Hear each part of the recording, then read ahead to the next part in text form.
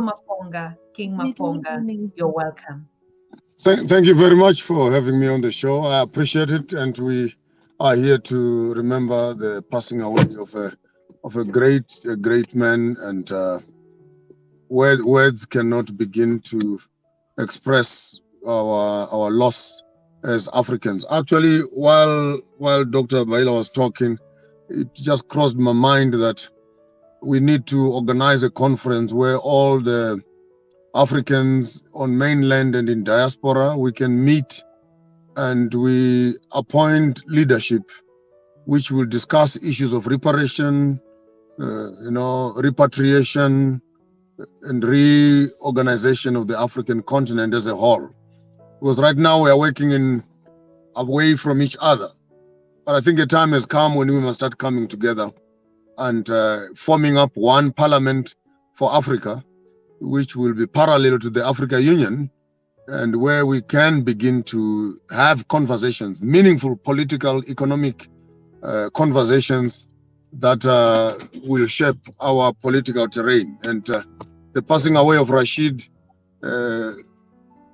almost places us at a moment of loss, where we have actually lost a soldier on the battlefront. Thank you so very much, my king. If you look at the foldings, like what Professor Baena said, a situation like this exactly. Now you're saying, let's go now to that practice that we're talking about. If we're reflecting on something that is already visible, we should have been doing it long ago, isn't it?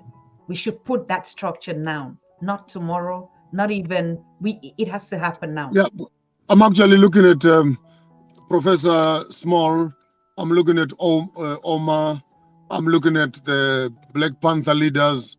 I'm looking at Jackson. I'm looking at all the revolutionaries in diaspora.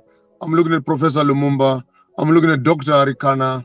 I'm looking at Julius Malema. I'm looking at Bayern in Uganda. I'm looking in Europe. I'm looking at yourself in Germany. And if one could come up with a database of all these Africans who are participating into this space, we should be able to form up a thinking tank which speaks to the political, economic conversation that Africa needs desperately right now. Because as long as we speak, Lumumba is saying that, Malema is saying that, Maponga is saying that, to the enemy we look divided, and they never will take us seriously. But what I am receiving right now on the passing away of Dr. Rashid is that we should have started actually working to have this consolidated body of leaders beginning to talk the African agenda at that level, where we become inclusive and all of us can come together to begin to strategize a process and a way in which we can liberate our people on the mainland and in diaspora.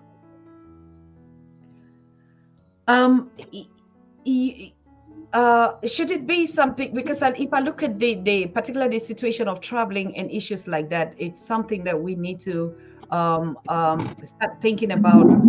Also start it virtually. We're already doing anyway, and then we would get to that phase. Now, if you look at his work, you talked about Kemet, and you know it from the point of a theologian and practical items. What is it that maybe just a short thing to the books that he wrote or to his work would tell us about Kemet? You already said it the other day, or about I suggest in your back office, you could begin a database, and we can start off with a Zoom conference where all these leaders are together, and the agenda must be very simple. Half a paragraph document that speaks to the consolidation of African power, African politics, African economics, African health.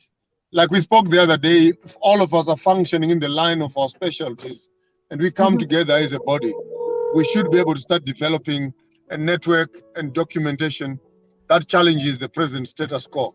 And if there is anything Dr. Rashid could have done for us, it is to bring us together at such a moment where the idea has just reached me now that we need to have a Rashid conference which puts us together for that very conversation of consolidating our conversation into a united front towards the resuscitation, reconstruction, reparation, and repatriation of the African children, both at home and afar. So what we say in my tribe is that the dead people talk. And if there's anything that he has said, it is that unity is important, even at this hour, that we start coming together as a people. Mm-hmm. Mm-hmm. What he said, and because I know that you're also preparing something in that part, particularly in taking responsibility for Zimbabwe, and he said, late Desalegn said, to elect a leader, you have to look from his works and his engagement for his people. Now, is it really what you're saying? Yes, leaders that are really already engaged should take up that responsibility. Yeah, there's a difference between electing leaders and appointing leaders. When you elect leaders, you are working on votes. You know, all in favor say aye, all in favor say aye. Then a few people raise up their hands and a few people oppose the idea.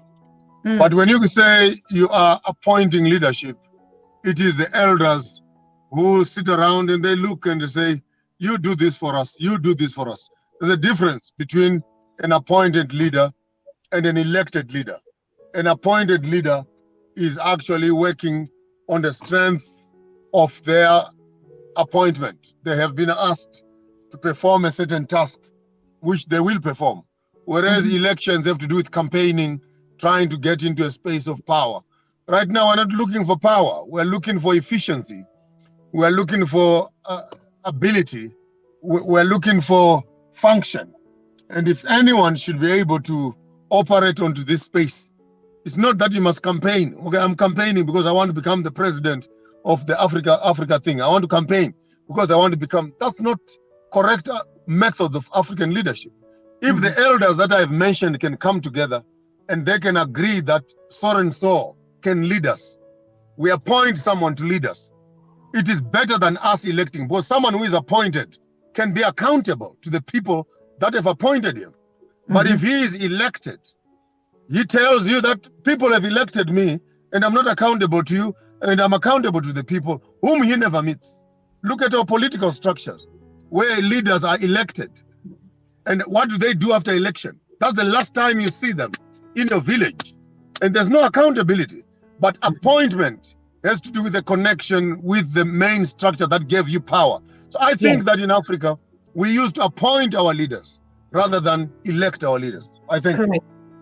Thank you. That's very okay. That's very okay, because I think that's also one of the topics that we'll be talking about: appointees and elections. I mean, how did we get into this structure that we're already bouncing on it like that? And you're saying something very, very practical. I mean, I like this other perception of, you know, this tribute to say now Dr. Rashidi already acted and given us the possibility to unite and to connect. And each time one leaves, reminds us on the need for us to get more engaged, for us to also catch up with the time before we leave and do something to leave behind.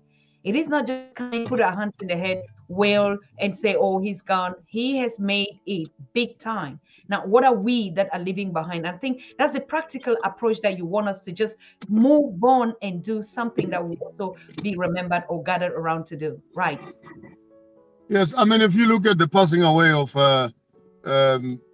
Magufuli, you look at the passing away of Muammar Gaddafi, you look at the passing away of Robert Mugabe, you look at the passing away of Lumumba's, you look at the passing away of Kenneth Kaunda, you look at all these elders that are going, and they are going without telling us who is the other person, whom they can actually appoint to take us across. And one by one, they're falling apart. And I'm saying, when we still have them in our hands, it will be important that we begin a conversation and we transform ourselves from election of leaders into a new era where, as Africans, we appoint our leaders in cooperation with our elders. And I think that makes a great sense. If right now you walk up into communities and you meet up the elders and say, who in this community must lead you? The person might not be educated. The person might not have enough money. The person might not have any reputation. But surely the elders of the community will know, and they surely know, whose heart is with the people. And with that understanding, their appointments are always accurate. As they say, the young people might move faster, but the old people know the path. So you may think that as young people, yeah, we'll do this, we'll WhatsApp, we will internet, we will Wi-Fi.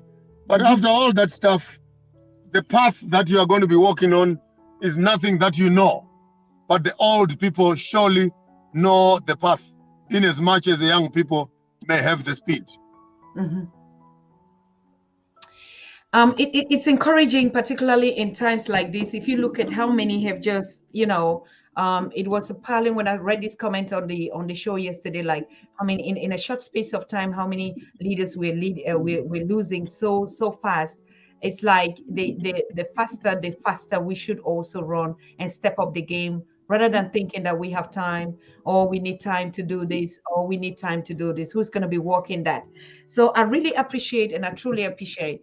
The next aspect is the transition into the land of the ancestries. Like, I know that you're king and you do some rituals. Professor Baena had already talked about the communication, but we also know from the theology or the methods that, being a priest is like, it's dead. Dead means gone, forgotten, forget, go on with your life. Your mother, your brother, your sister, your husband, your relative passes away. No. They're already gone. They're never going to come back. You don't have anything to think about. Just move.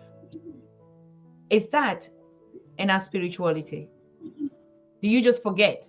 Yes. In our culture, in the South, in many of the tribes of the South, when a close relative passes away, particularly family, when they pass away, then you call the whole family, the close family, and then they shave off their heads. They shave off their hair. They remove all the hair on their heads to, as it were, to remove the old memories, cut out the signals, and allow a new signal to grow. As it were, the growth of the new hair begins a new line of communication, a new dispensation of communication.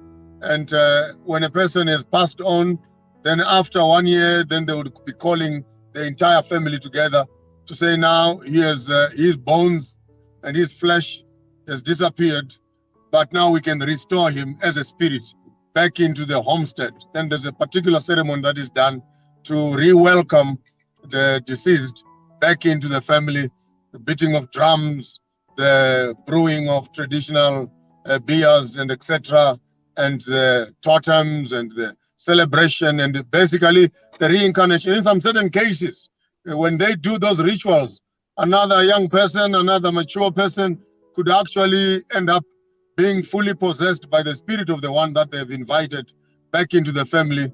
And then they would speak and say what they want and what they wish to happen to the family as they are distributing his clothes, as they are distributing his cattle, whether it is wife or the husband. So we actually, in our southern kingdoms, have a direct link with the deceased, so that there's no disjoint. We have a year to mourn, and in the same wavelength, a wife is not allowed to marry another husband or marry another man or sleep with another man for that 1 year while the husband is passed on, so that you allow the aroma in the house, the aura, the perfume, and the whole memory of the person to go past before you can get engaged in another relationship, which many of our young women in the present day might seem to think it is a waste of time. They will bury a husband today, next week they have a husband, and you wonder, you just buried John, you are now married to Peter, and when you are sleeping with them, you call them John, and you are calling your old husband who has just passed away. But the African culture already had it in mind that when you have lost someone, allow a moment of mourning, allow a moment of passing, deal with your emotions, stay away from any emotional engagement until you are fully detached from the person who was with you. Then you can begin your new life as it were. And in a Shona culture, for example, in some of the Central African cultures, then you'll have a dish of water in your hand, then you'll have a knob carries in your hand and a spear and a sword. Then all the men will be sitting around there. Then as a woman, you have the power to choose whom you want to inherit you as a wife. And if you don't want any one of them to inherit you as a wife, you take the dish of water and you go and wash your son's feet or your son's hands. Then you are saying to the whole family, I want to stay single for the rest of my life. And when you have made that decision, then let's be sure that you are not going to be bringing boyfriends into this homestead. Because we fully understand that after the passing away of your husband, you already have the liability of our family as one of us, maybe 4 children, maybe 5 children. We cannot push you away because of Christianity, that you are going to go on the street and end up being a girlfriend to another man who will violate you and stuff like that. So the culture already had that concept that in the passing away of your husband, you can choose one of the uncles, one of the brothers of the husband to look after you within the homestead. Or you don't want anything. Then in that case, you may have to end up identifying your son, whom you say, this one will be my husband, but we know you will not be sleeping with your son, but you'll have made a declaration that you are going to remain single. As such, the estate of your husband, his cattle, his cows, and his home will not be tampered with, because it is you who has an inheritance for his children within the homestead. But it was only wrong that you can bring another foreign surname, another foreign husband to come and inherit the inheritance of a husband who belonged to another totem. So in the Central African tribes here, that's how basically we would be mourning our passed away relatives, particularly when it comes to the passing away of a patriarch. Absolutely awesome.